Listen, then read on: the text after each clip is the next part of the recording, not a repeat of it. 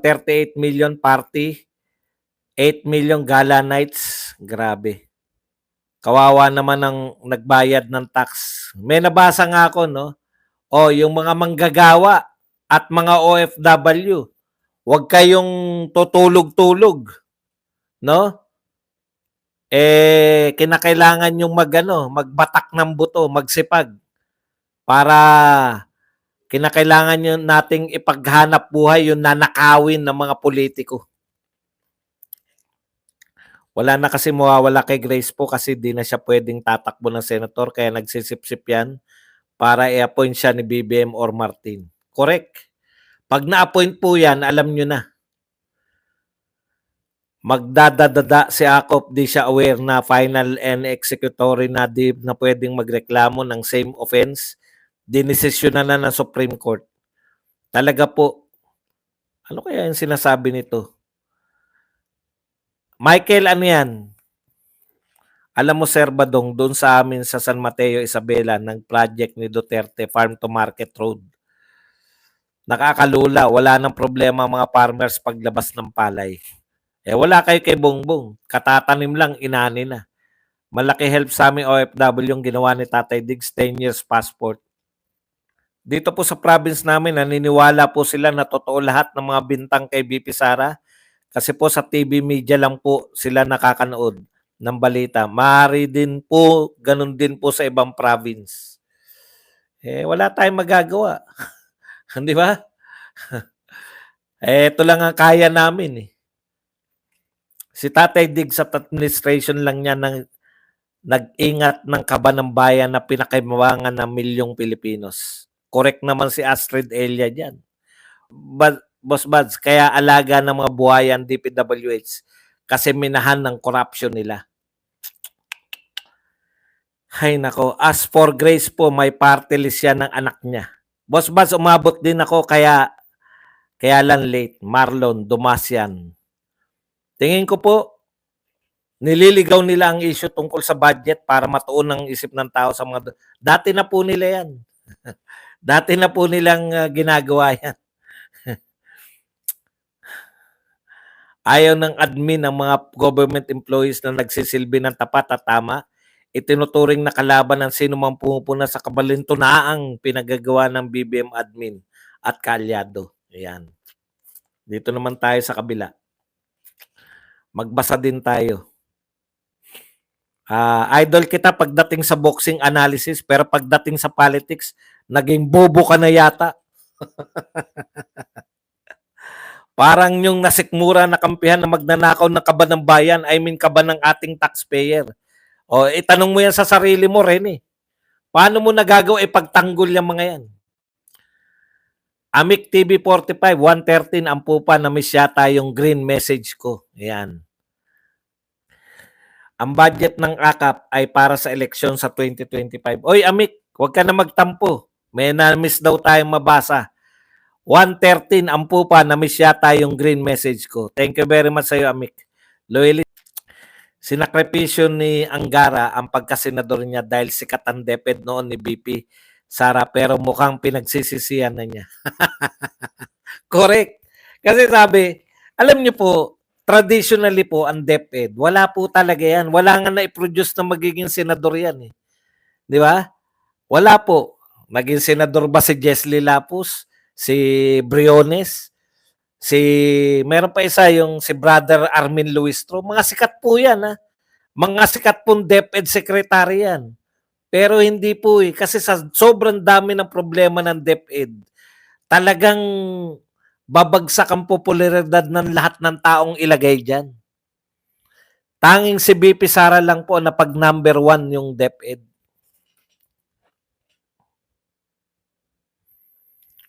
Boss Buzz, napanood ko yung Quadcom, parang perya na lang pinaglalaroan nila mga pagko-contempt. Tama ka dyan, Inday Bidak. Very proud si Angara na maging Secretary of Educ. Too late para magsisi. Ano po ang dapat gawin sa mga yan? Kawawa na po bansa Pilipinas at mga mamamayang Pilipino, pati mga bata at PhilHealth dapat na talaga mag-rally na. Matagal na po kami nagra-rally, kaso walang sumusunod eh. Kaya po sa eleksyon, dyan tayo bumawi. No? Amerikana naman yan si Grace po, Sir Badong, kontra gusto yan noon ni PRRD noon at sinabi niya na hindi siya sakmo na maging Pangulo sa PH. Boss Buds, may chance kaya na ibito ni BBM ang zero budget ng PhilHealth? Hindi po natin alam. Depende po yan. Kasi Supreme Court Justice naman yung kanyang executive secretary. Baka matulungan siya. Labag sa batas yung zero na yan. Nabudol din si Angara. Ang laki siguro ng pagsisisi niya. Kawawa na mga may sakit. A weak leader creates chaos. Tama. Katulad ngayon, ang gulo natin. Di ba? Kasi pag weak po ang leader, marami pong nagke-claim ng kanyang trono. Eh ngayon na lang, parang tatlo yung nagke-claim. Meron pang mga julalay na mas astig pa sa mga nagke-claim ng trono. Sara for President, may we know what happened to your country's sovereign wealth fund, Jean Liu? Ayun nga po, hindi rin namin alam. Maharlika, ang dami pong katanungan na walang kasagutan. Dutertista vote po tayo at ipanaw sambayanan po tayo. Tutuluyan ni Marcos. Yan, kailangan nila ng pera. Tsaka kaya ba may instance ba na kinontra niya si Martin?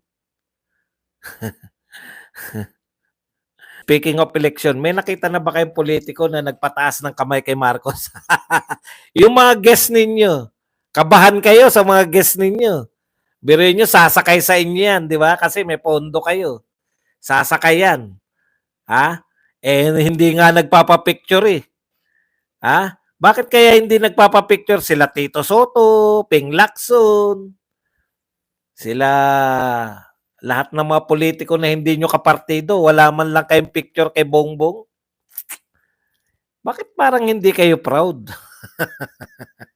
Bakit yung mga Duterte, proud na proud sila na magpa-picture kay Tatay Digong?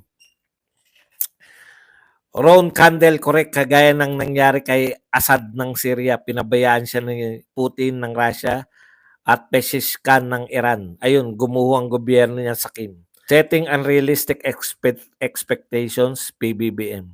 Ang matindi si Tambaluslos na ang Sir Bads, hanggang kailan po madidetain si Sir Wilkins? Di ba kinontempt siya ni Paduano? Eh, kung kailan po nila ilif, ganun po yung mga yan. Alam na talo sila, ubusin na lahat ng pondo, kaya ganun. Correct. Di ba? Pwede. Ako sa tingin ko ganun eh. Yung iba sinasagad na ngayon eh. 'Di ba lagi talo naman niya si Martin pagdating ng 2028. Sa tingin niyo ba yung ginagawa ni Martin ngayon hindi pa siya nasusunod ngayon? Ron Candle, correct, kaya gaya na nangyari kay Assad. Yan. Inday Bidak. Yung kapatid nga niya hindi din siya pinagmamalaki. Feeling president kasi itong si Penguin. Ito naman si Bronner, tatango-tango na parang aso, nakakaya, Sir Badong Roro. Number 1 ko si Marcoleta, Boss Badong. RG Vlog. Boss, diri-diri sa dalawa kasi kurap po sila. Ako din naman, ayaw kong makasama sa picture ang addict, no? Walang instance na kinontra niya si Martin dahil sunod-sunuran lang siya sa asawa at pinsan. Walang paninindigan. Kahit ang pagkalalaki niya, hindi niya maitayo. Presidente ng Pilipinas, tapos nauuto. Grabe naman yan. Grabe na mga reaksyon yan. Kala ko dati matino si Akop, idol ko pa naman siya. Dati yung pala trapo din at mukhang pera. Daug. After pa yata ng Christmas break, i-detain si General Wilkins, di ba? Aba, hindi ko po alam kung dinitain na nila. Depende po yun sa utos eh. 113 United Frontliners, hindi matanggal si Ledesma sa PhilHealth kasi handpick ni Lisa, First Lady, Kamag-anak Incorporated. Boss Bad, sino Magic 12 mo sa balota? Wala po ako Magic 12. 10 lang po iboboto ko. Ito po yung mga iboboto natin. 6 na 6 na PDP laban at saka 4 na endorsed by Duterte. Isa-isay na natin. Senators Batogo, Salvador, Hinlo, Lambino, at saka si Jimmy Bondoc. Yan. Tapos si Attorney Rodriguez, si Pastor Apollo Kibuloy. Ulitin natin, Pastor Apollo Kibuloy. Pucha, bilib ka sa mama, no? Ang daming plataforma. Akalain mo, ako honestly, akala ko si Pastor, aral ang, nangangaral lang. Yung mga typical ba na nangangaral lang? Hindi ko akalain na very practical yung mga solusyon ni Pastor. Nakasama kasi ko eh. Akala ko yung si Pastor, kaaway niya yung mga PNP, mga ano. Kasama namin nagtanim. No? Ganun katindi. At syempre, ang ating number 1 na senator, si Senator Marcoleta. Hindi po tayo nagsisip-sip kay Pastor. Talagang totoo po yun, yung speech ko na yun. Nagulat nga sila eh. Kasi totoo naman eh, di ba? Akala ko KOJC lang yung makikita ko ron. Mga KOJC member. Ba, hindi pala. Meron pang mga BMP. Ay, yung mga Bureau of Fire. BFP. At saka police. Ayan. Siyempre, si Marcoleta po. Kumusta ba ang rally natin, mga kapatid natin sa INC? Kayo po, ang dami pong vlogger, 2 vlogger yung nakikita ko na dinidinay ang rally niyan. Vlogger na hindi naman INC yung pakikinggan nyo? O yung mga INC mismo? Kayo naman, no? Pag pinag-usapan po yung tungkol sa INC, sa Net25 kayo, hindi yung sa vlogger ni BBM. Bakit kayo maniniwala sa vlogger ni BBM? Nagbabatay lang sila, may nagpapakilala. Ako po ay INC. Wala pong pinag-usapan. Tapos yun ang mga tokmul. Net25 INC yun. Mga kapatiran yun. Hindi po namin alam na magrarally sila. Nabigla nga ako. Sabi ko, takbo ba si Belica? Parang hindi naman. SMNet Net25 na ako nanonood ngayon. Number 1 sa balota, Congressman Marcoleta. Number 2 po, si Pastor Kibuloy. At syempre, yung mga senador natin. Lahat yan. 10 yan. Boss Bats, naghahanda po kami. May devotional prayer po kami every day. O, yan po, mga totoong INC. Oh. Maniniwala kayo sa mga vlogger. Kesyo kinumbinsi lang daw ni Marcoleta yung dalawang SMNI. Anak ng SMNI, angkor ng Net25. Pakiantay-antay lang po kasi malaking rally po yan. Madami pong dapat ipaghanda at isaalang-alang lalo na po sa seguridad. Lalo marami po ang sasama. O yan po nagsasalita po mga INC. May party list lang boss si Belica. O Belica party list lang. Philip Boss Buds. O nga, siya si Salvador. Philip Salvador. Party list po si Attorney Greco Belica. Nakakalungkot ang nangyari sa Pinas. Bayaan nyo po, babawi tayo pagdating po sa eleksyon. Yun po yun eh. I strongly recommend the candidates endorsed by your extraordinary statesman, former Philippines President Rodrigo Roa Duterte. Thank you very much. Boss, iboboto ba natin si Willie? Hindi. Dinideny niya nga na in-endorse siya eh. Di wag din. Ayaw niya pa-endorse eh. Si Willie, pakinggan niyo yung ano niya. Gusto niya kay Lisa Marcos. Gusto niya ipagamit yung kanyang para umiikot siya. Boss Bas, good evening. Kuya Badong, kailang barali ng INC? Maghintay-hintay lang daw po kayo. Good evening po, kuya. Yan. Okay lang ang BP natin sa impeachment para lang ng maayos ang investigasyon. Makasagot ng maayos, hindi tuwadcom. Correct. Alam niyo po kasi doon, may sasabihin sila. Meron testigo yung na nag-aako sa kay BP Sara. Pwedeng questionin ng abogado. Unlike po ngayon, hindi pwede. Astrid Elia, hello ma'am. Hearing po ng mga congressman, wala na rin po ganang manood ng mga tao. Siyempre, di ba? Ako hindi na ako nanonood eh. Haba-haba, wala naman. Bakit naman ayaw nyo kay Chavit malakas? Si Chavit Singson po. Kasama po siya sa 10. Nakalimutan lang Crazy Brooks. Sa mga farmers yun kasi meron siyang cooperative para sa farmers. Matagal ko pong inaano yan. Pinopromote yan. Kasama po yan sa 10. 10 lang po. Ang campaign motive malamang ni Abalos Jr. Sir Badong, ikaw talaga. Will to fail. Si Marcoleta ang tunay na senado. Kaya siya number 1 kong senador. Sir Buds, beside yun, party list si Sir, Greco at General Kita. Ayan. Endorsement by BBM, Derecho Inidoro yan, promise. Yan talaga. Dapat manindigan tayo kasi kung salita tayo ng salita, laban kay BBM, laban sa mga Quadcom, laban kung kanina, tapos iboboto natin sa Senado. Pagtatawanan po tayo eh. Sasabihin ng mga yan, plak lang, pera lang katapat ng lahat. Kapitbahay nga namin yan dito, ayaw naman eh. Kasi kung kurakot yan si Chavit. Ito, Boss Buds na Bisaya Gyud Party List led by Representative Greco Belica and Company by Senator Robin Padilla. Bisaya Gyud Party List daw ang kay Greco. Basta pipiliin nyo lang pa yung mga Duterte, Duterte Youth, Epanaw. Eto, ano to? Yung kay Amik, atin ito. Ano yan, Amik? Member ako ng PhilHealth, 0 vote sa akin ang lineup ni PBBM. Si Abalos, pangbangag, di nangiwi, di ng bibig niya. Si Doc Willie lang po, okay din. Di boto nyo. Ako hindi. Unahin niya muna yung health niya. Pahinga muna siya. Tudor, maybe kandidato mo kalaban ni Chavit but we gonna vote for Chavit. Boss Badong, running for senator din po ba si Harry Roque? Hindi po. Running from the law. Running from the law enforcement. Paano kuya pag yung magic machine na naman ang gagayin nila? Wala po yan. Ba't ba kayo problema?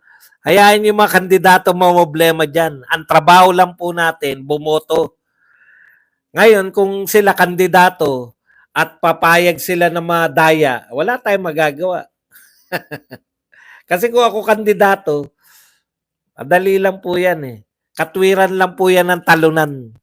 Alam niyo naman sa Pilipinas, wala natatalo, nadadaya meron. Yan yun eh. Lahat naman natalo, hindi sila natalo kundi nadaya. Tanong ko sa inyo, meron bang Duterte na nadaya? Wala, di ba? Bakit? Lagi silang panalo eh. Ibig mo sabihin ba, kung may dadayain yung mga mandaraya, Duterte na. Kasi threat ng Duterte. Bakit hindi natatalo, hindi nadadaya yung mga Duterte? Isa lang po ibig sabihin yan. Walang talo eh. Papayag ba kayo? Dinaya ni Robin Padilla si Sheljok, no? Okay nang si Kiko, dinaya ni Sara Duterte. Maniwala kayo dyan. Yung mga umangalang na nadaya sila. Kung nadaya kayo, ako aangalan nyo, nadaya kayo. Nag-coach po ako ng basketball eh. Aangal ka sa akin. Coach, siniko ko. Anong gagawin mo? Siniko ka pala, anong gagawin mo? Papayag ka ba? Ang sama ng loob ko, yung PhilHealth namin, nakuha lang ni BBM at Tambaluslos, pati yung senador at congressman. Sana pag nanalo po ang Team Duterte, sana maibalik ang pera namin sa PhilHealth. Wala na yun, ubos na yun. Yung kinuha nila. Anong ng Quadcom, bakit pinayagan ng OVP na hindi ang cashier mismo nag-release ng confidential fund? Tanong ng bayan, bakit okay lang na hindi mismo ang cashier nag-release ng AKAP? Tupad IX. Ano cashier ang pinagsabi? Mga palusot na lang po yan. Kung usapin po ng ninakaw, Magkano ninakaw ni VP Sara, papaano niya ninakaw, saan napunta yung ninakaw. Ganun po yan. Yan, mga tokes lang yan. Maria, lahat po ng taong bayan, alam na kung sino si Maria. Maria Osawa. Mary Grace Piatos. Bakit ginagaya mo ko? Tanong ng Quadcom, bakit pinayagan yan? Chrissy Brooks, MLSO. Yung BC Mayores ni Carlo Noglares na sumasama sa tingog party list ni Tambaluslos, hindi yan mananalo next year. Wala talaga yung utang na loob, ingrato. I used to look up at him, not anymore. Duterte supporters, I miss FPRRD, OBP Inday, Sara Duterte for the next president. Dinaya ni Robin si Jokno. Kaya pala na naungusan pa ni Robin si Tulpo. Kaya nga, naniniwala ba kayo dyan sa daya-daya na yan? Ang tanong ko lang, bakit hindi nadadaya ang Duterte? Kung nadaya kayo, kasalanan nyo yun, alam nyo na computerize. Biruin nyo, gagastos kayo ng bilyon. Mga ngampanya, papakahirap, tapos hindi nyo babantayan yung computer. Puta, imposible yun. Lineup ni Duterte lang gusto ko maliban kay Chavit, mas kasi kilala namin si Chavit. Okay na yan, Tudor. Kung ayaw mo iboto, huwag ka nang mangampanya laban sa kanya kasi boboto rin yan para kay Duterte. Hindi talaga masabi ni Kiko na tinambakan niya si Ate Sara, sir. Hindi niya pwede sabihin na nanalo siya kay Sara nung tinambakan niya. Hindi lang tinambakan, hindi siya nanalo. Tudor, bakit ayaw mo kay Chavit kumandan Narbacan? Basta boboto ko, ako di na magpapabudol. Yan. Trabaho natin, bumoto at sabihan mga pamilya, botante ng DDS lineup lang ang iboto. Correct. Huwag niyo po problemahin yung daya. Hayaan niyo yung kandidato, kanila yan. Kung magpapadaya sila, di wala silang karapatang maging pinuno. Alam niyo yung ibig ko sabihin? Kung eleksyon pa lang, kaya ka nang madaya. Paano pa yung mga mandurugas mga kausap mo? Lahat po ng lugar may mandurugas. Tapos sasabihin nyo, nadaya ka sa eleksyon. Eh wala kang karapatan talaga maging pinuno kasi nadadaya ka eh. Angal ka, nadaya ako. Hindi para sa iyo ang hindi para sa iyo ang politika. Vote straight, Tatay Digong lineup. Go, go, go tayo. Duterte supporter. Yan. Basta ako si Marcoleta lang ang number 1. Yung kung senador dahil idol ko po siya. Sana makita ko siya sa personal. Yan. Sir, pamasko ni BBM galing sa smuggle. Pila na kayo ng mga makere. Boss, dinaya ni Lenlen si BBM or talo talaga. Talo talaga. Tignan nyo 2016 election, sinasabi nyo ay 2010, 2016 nga, no? Ang may pera po, eto totohanan, ang may pera po si Marrojas. Kung mandadaya po si Marrojas, sabit lang po si Leni Robredo. No? Wala pong pera si Leni Robredo. Karamihan po sa mga vice presidential, wala pong hindi po binibigyan ng pera yan. Ng mga kasi wala namang magiging say ang vice president. Ang pera po, hawak po yan ng presidente. Presidential na nangunguna sa rating. Kung may dayaan pong magaganap at pera ni Rojas yan, bakit hindi si Digong ang dayain? Kayo naman, no? Kaya yan, palusot lang po yan. Kung umamin si Marcos, natalo ko. Wala na siyang karir. Sa Pilipinas, ayaw natin ng talunan. Kaya wala pong umaamin dito na natalo. Lahat po nadadaya. Alam nyo na ngayon. Once na umamin ka natalo ka, wala ka na. Kaya nga si Leni, tambak na Puta, nadaya ako yung katwiran. Bakit hindi po kayo magsampa ng reklamo? Kasi sabi ng mga engineer, wala daw dayan, pero alam ko nadaya ako Boss Buds, ang daming nakapirma na walang birth certificate. Ang galing ni Sara. Kung hindi mo maintindihan hanggang ngayon, Michael, wala na akong pakialam sa'yo. Kasi hindi mo naintindihan yung confidential, eh, 'no? Kung hindi mo naintindihan 'yan, paano mo pa maiintindihan yung paliwanag ko? Huwag ka na magtanong. Magaling talaga si Sara Duterte. Vice President nga, eh, 'di ba? Alam mo ba kung ilan lang ang Vice President sa Pilipinas? Ngayon kung hindi mo maunawaan yung Mary Grace Piatos hanggang ngayon, lalo mong hindi maunawaan yung ipapaliwanag ko sa'yo. Lahat na ng tao alam na ang Mary Grace Piatos ay code name. Di ba? Oh. Kasi confidential fund. Hindi pwedeng ibulgar yung mga confidential agent. Kilala mo ba ang tunay na pangalan ni James Bond 007? Nanonood ka ng James Bond 007, eh. Di ba? Pag mga confidential agent, hindi pinapakilala tunay na pangalan yan. Meron doon. Yung leader nila, M17 ba? O. Eh, mahirapan kayong unawain yung sinasabi ko, eh. Kaya yan, napapaniwala kayo. Walang birth certificate. Malamang to, ninakaw to.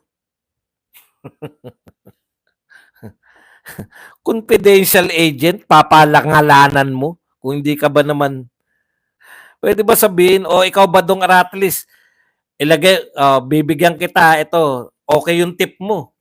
Dahil sa tip mo, na nahuli namin yung mga NPA doon. O sige, isulat mo, name, yung tunay na pangalan mo dyan. Bold letters, with signature, ilagay mo na rin ang address mo at cellphone number. At kung saan ka yun ang gusto nyo mangyari sa mga confidential agent. Ikaw yung nag-tip kaya nahuli yung isang grupo ng NPA halimbawa. Tapos pag magre-receive ka ng pera, eto, isulat mo buong pangalan mo dyan, ha? Tapos pumirma ka.